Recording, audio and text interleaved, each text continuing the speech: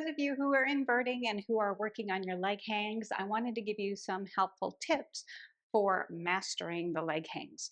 Um, if you haven't seen it yet, go back and watch the beginner tutorial on going from a jasmine into an outside leg hang, as that will help you to practice the correct positioning. But I wanted to get into a little more depth on that. I'm going to demo an incorrect leg hang, okay? Do not do this. So you don't want your body in line with the pole. You don't want that back leg lifted, okay? If your body is in line with the pole, gravity's pulling you down. It's very challenging to hold. If your leg is lifted straight up in the air, again, very challenging to hold.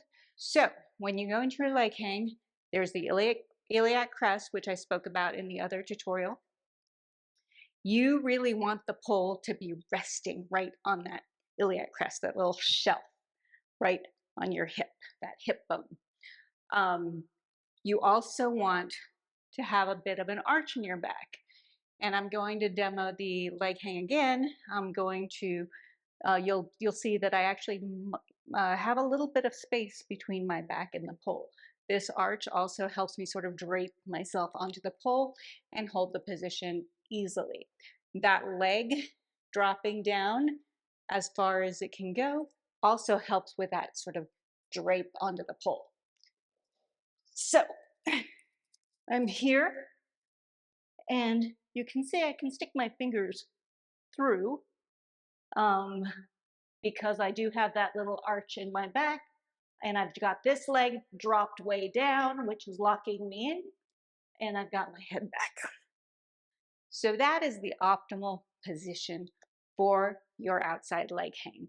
You can practice this on the ground by coming down to the ground, really lifting up your hips, and then feeling the pole resting on that bone. So practicing this position down here is going to help you find that position a little bit easier when you're up the pole. And if you are starting to work on your inside leg hangs, you can also practice that from the ground. So you're going to hike your hips up, not pretty, but effective.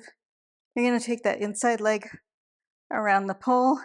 You're going to find that iliac crest again, and you're going to practice resting the pole on that iliac crest once again from your inside leg hang. A note on inside leg hangs: depending on your anatomy, you may have your leg all the way across. You may have the leg more up and down, depending on your personal hip rotation.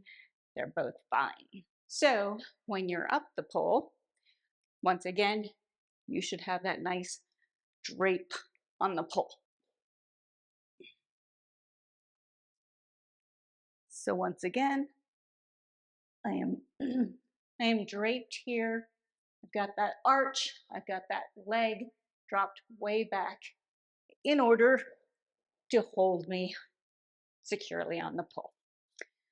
All right, so hopefully those leg hang tips help you on your journey.